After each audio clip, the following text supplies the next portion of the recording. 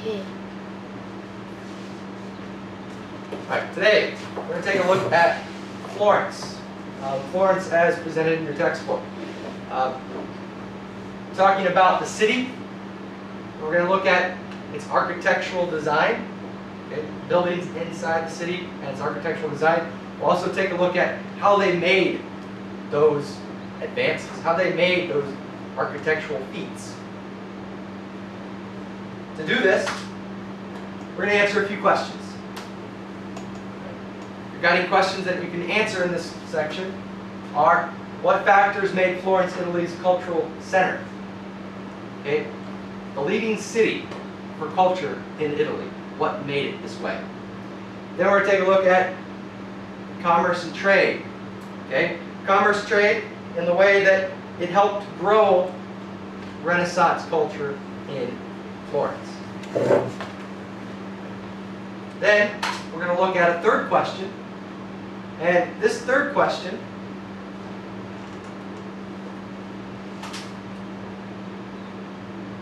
will help us understand how we can describe how the achievements were influenced, okay, were made, and how it influenced the culture around in Florence and in the cultural area of Italy. Right? To do this, we're going to take a look at location. Why was location important? To answer these three questions, we're going to take a look at how commerce created the wealth, how families helped, wealthy families, how they helped normal artists and so forth create their artwork. We're going to take a look at specific people or a specific person that helped create the architecture during the Renaissance. Let's start with location. The location of the city is on the Arno River. Now, any cities that are on a river, they have access to boats, okay, shipping. And the Arno River, all right, was a great place for trade in Italy. Now, Italy itself, it was the birthplace of the Renaissance because of trade. It was in the middle, in between Europe and Arabia and the East. Right? So, it had a great place because it was the center city on a great river in the center of the trading of the world. So it had a great location. Now this great location for trade brings a lot of wealth. Right? It brings a lot of wealth in the form of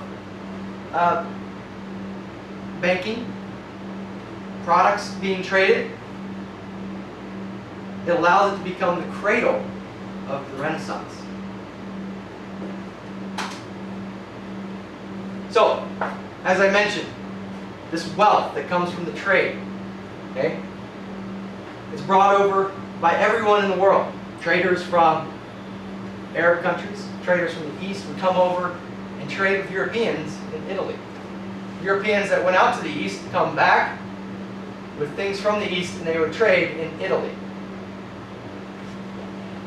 People started using coins and money during this time. It's a whole lot easier to use coins and money when you're traveling than to carry 120 chickens to trade for a vase. Okay? So why not use money? So somebody had to keep track of this money. Somebody had to change the money.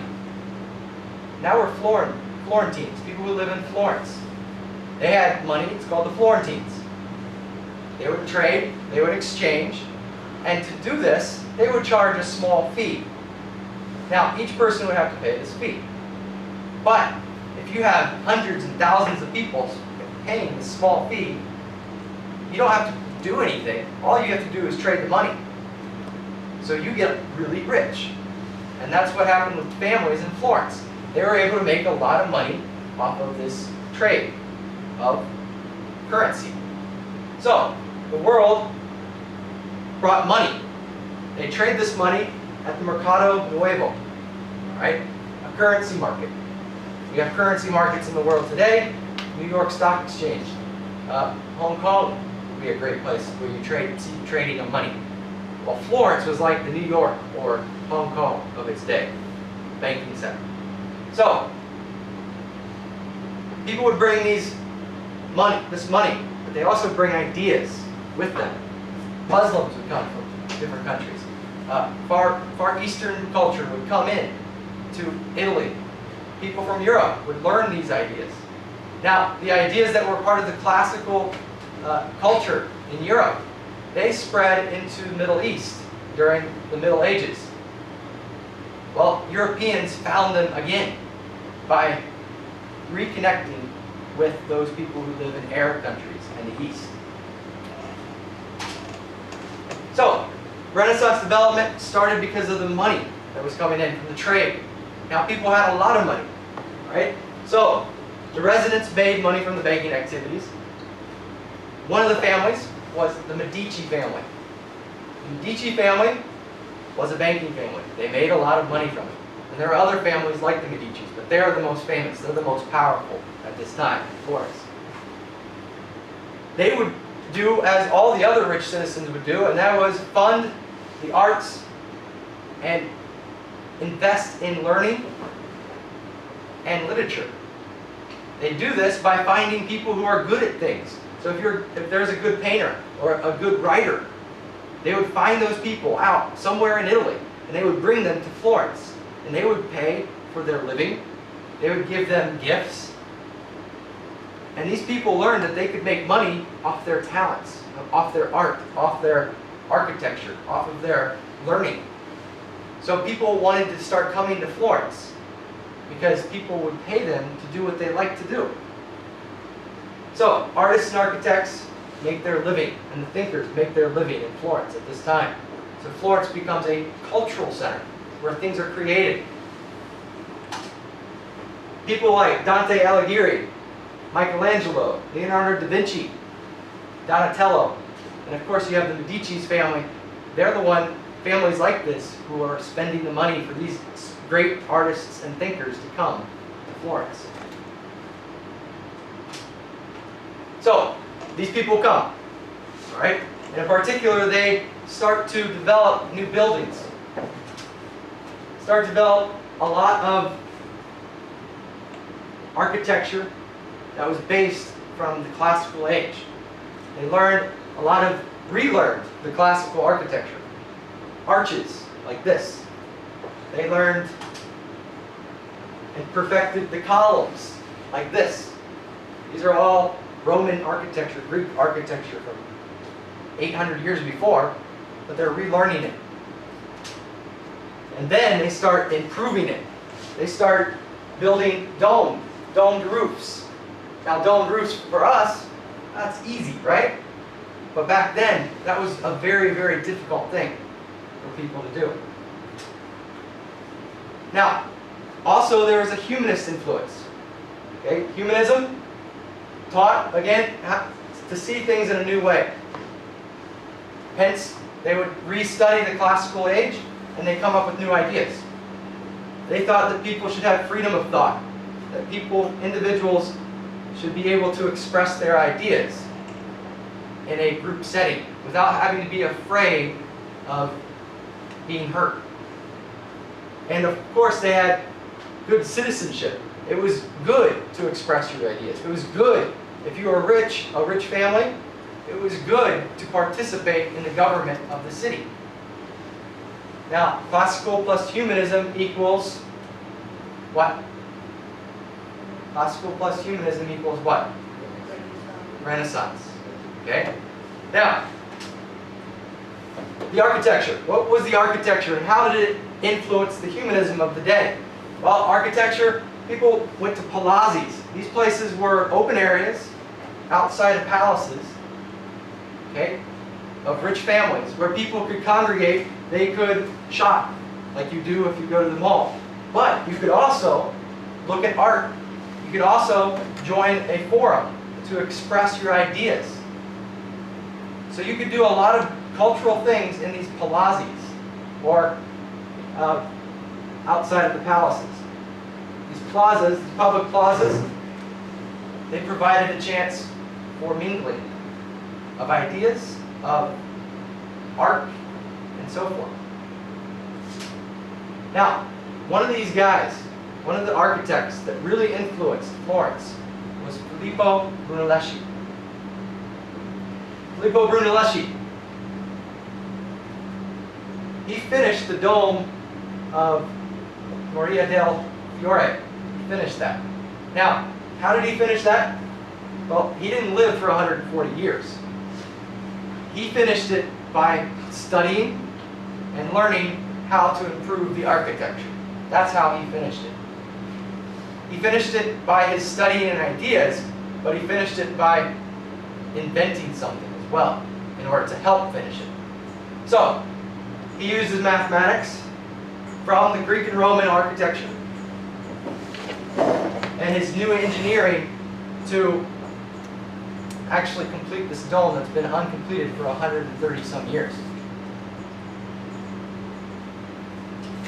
So that brings us to the dome of Brunelleschi. Now, as I mentioned, his ideas and studying helped him develop the idea and design how to finish it. So in theory, it was finished in his mind. On paper, he could do it. But he had a problem.